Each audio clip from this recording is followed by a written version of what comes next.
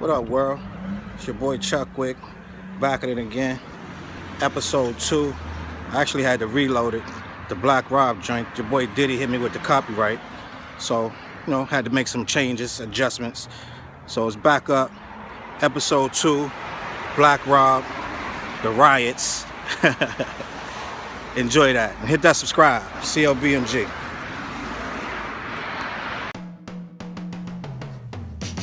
What up, world? Let me just start from the top.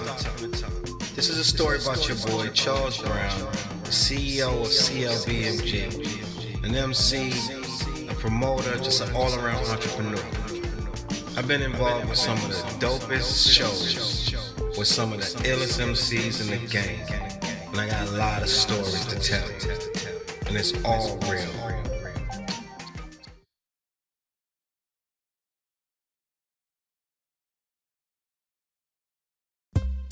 What up, world? It's your boy again, Chuck Wick, Challz, CEO, CLBMG.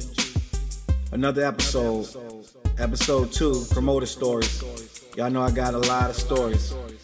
I just did a lot, man. It is what it is. This time we're gonna talk about my man Rob, Black Rob, straight out of Bad Boy, Puffy, that Diddy camp, Mace and G-Dep and all that.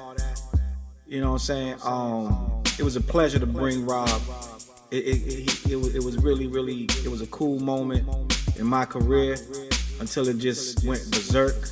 But I'm gonna lead up to all that. So I think I got hit up on Facebook by one of the homies from out here, saying that he had to connect on Rob.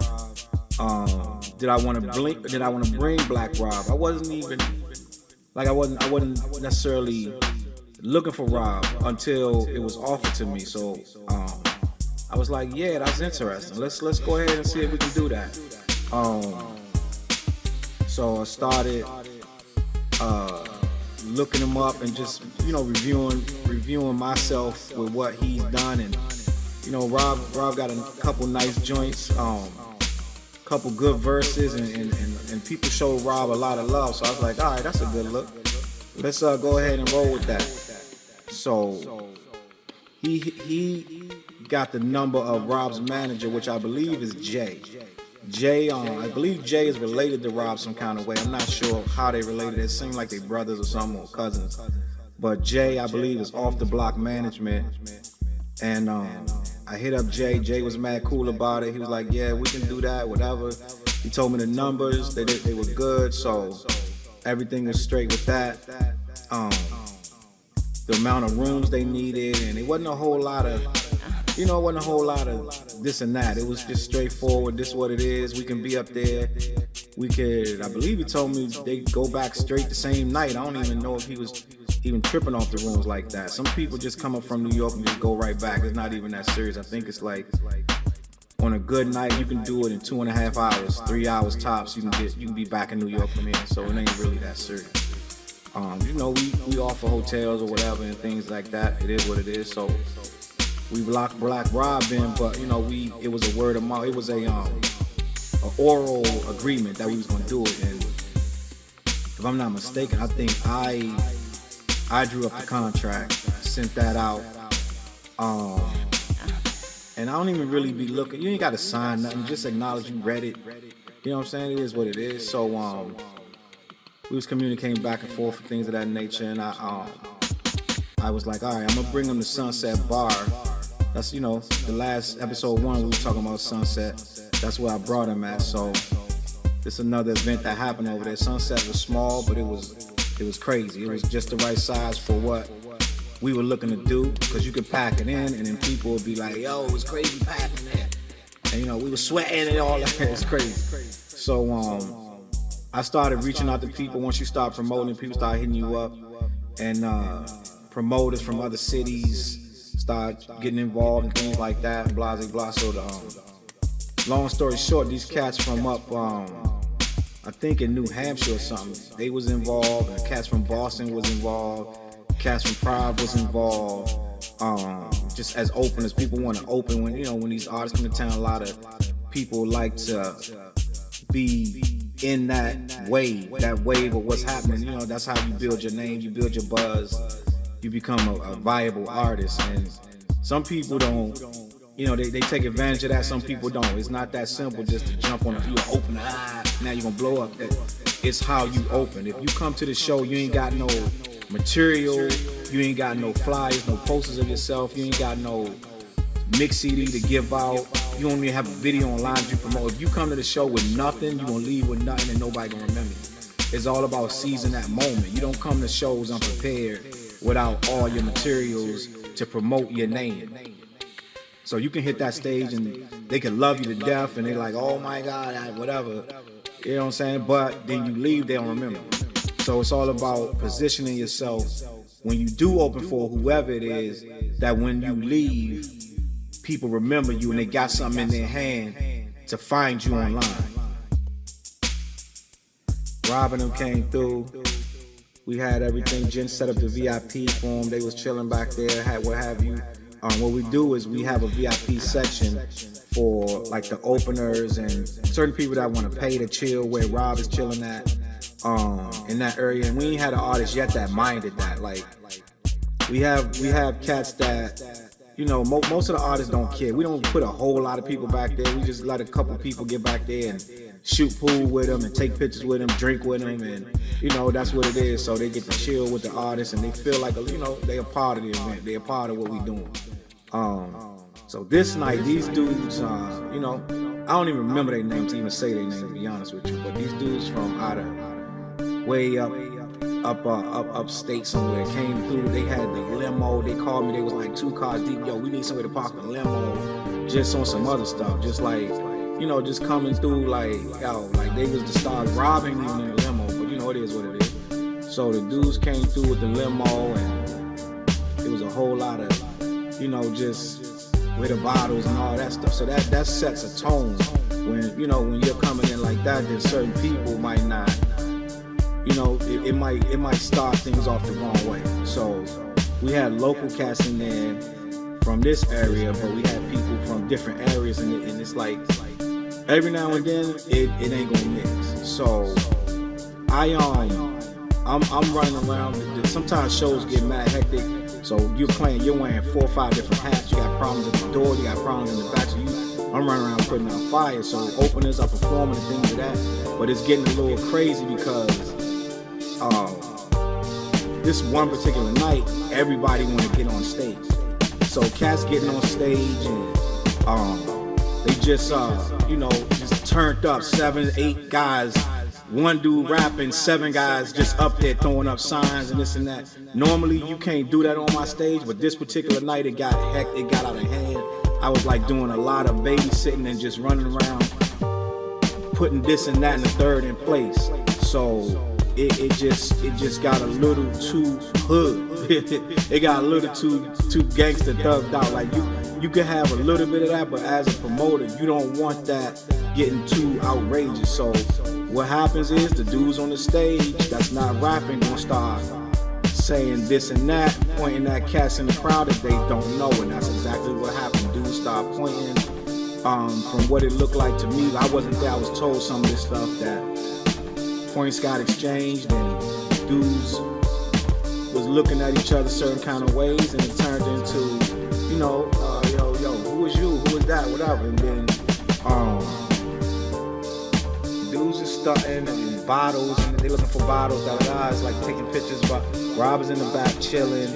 Everybody's having a good time, but it's starting to get a little testy up in there. Like it's too many different hoods clashing. If you're a promoter, you usually can start seeing that before it gets going and start going up to people because you know them all and squashing it. So I try to do that to an extent, but it just got a little too much. Next thing I know, dudes from here was on stage and dudes from there that had just got off stage was getting pointed at back, and next thing you know, yelling, screaming, pushing, punches getting thrown. Like cats started, I'm running over there like, yo, what the hell? Yo, the daggone the security guy, he was, for some reason, that's this particular night, I don't know what happened, but it was probably, you normally in an event like this, you're gonna have 20 securities, 10 at the minimum. I think it was like 4. Like literally maybe 5 security guys total.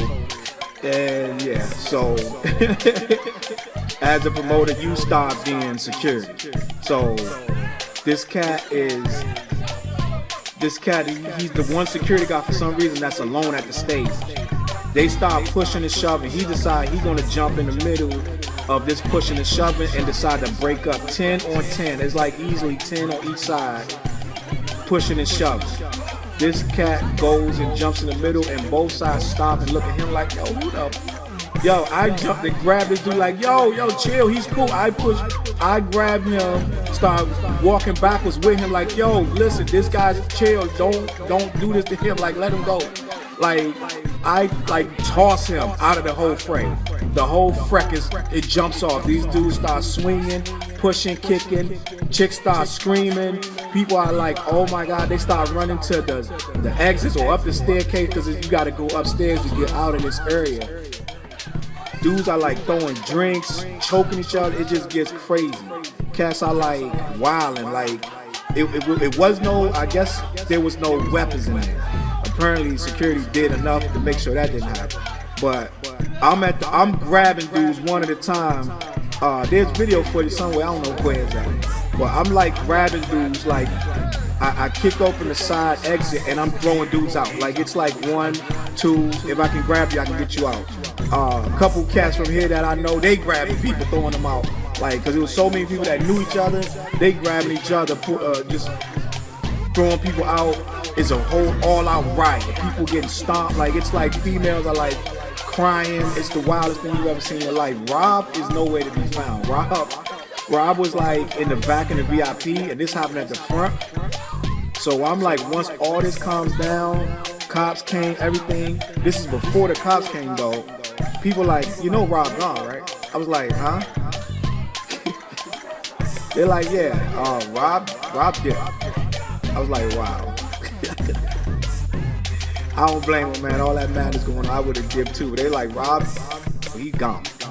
I talked to his manager. He was like, yo, you know, we know this wasn't your fault, Challz. You a good dude. I mean, he was still there. Rob, I guess they got him to safety, so it wouldn't be no problems with him or whatever. Jay came back in and was like, yo, anytime he wants to come back out, let us know. You can come back out. So we'll make sure that we put on a good show, because we really want to put on a good show for y'all. We don't want it to be, you know what I'm saying, y'all thinking Rob skated on y'all. I'm like, nah, I get it, man. It is what it is. This is how this goes, man, for real. So I actually paid him. I gave him the other half of the money because that's just me. I mean, a lot of promoters would have been like, yo, bro, it wasn't even no show. They would have argued about it. Nah, I'm not gonna argue about nothing. I'm paying you. You came here to do a job. Fight broke out on my watch. That's my fault. So I paid him his money. They dipped, and he promised me, like, let him know, he'll come back and do something next time. So, and that's when I ended up bringing him back a couple months later to Mardi Gras. Another spot, we did a fashion show combination. It was a combination hip hop. We had a rock band in there. It was crazy. That night was beautiful. We had beautiful women. We had great talent, great MCs. It was just one of the best nights. We had a couple clothing lines. It was awesome. But so as far as the fight and the riot, people involved hit me up. People was like, yo, it's my bad. Nobody was proud of it. You know what I'm saying? Let me just say that. Nobody was, yeah, man, it was no post the next day talking about, yo, we fucked the niggas up or nothing like that. It wasn't nothing like that. It was very, people was embarrassed about what they did. It wasn't, it wasn't some hood stuff where dudes was happy about it. A lot of dudes was inboxing, apologies accepted and things like that. We move forward. Things happen. Out of 20 shows, I'll have 19 of them without so much as a push. I would say 50 shows, you might get a fight one time in my show. This was that one time. The Black Rock riots. Like, dudes, everybody had to pitch in and stop that. But, it is what it is. This is the business. This is the game. We do what we can do. And, you know, everybody survived, nobody died. Everybody on the show went on to do more shows with me, except for, you know, the cats that really turned it up. I haven't heard or seen from them. But all the other cats that was riding me before that rolled me after, and, you know, we still did what we did. It is what it is. It's another promoter story. It's just my perception, my situation. CLBMG.com. Subscribe. We got more coming up. Beanie Siegel. We got Cameron. A bunch of joints. Holla.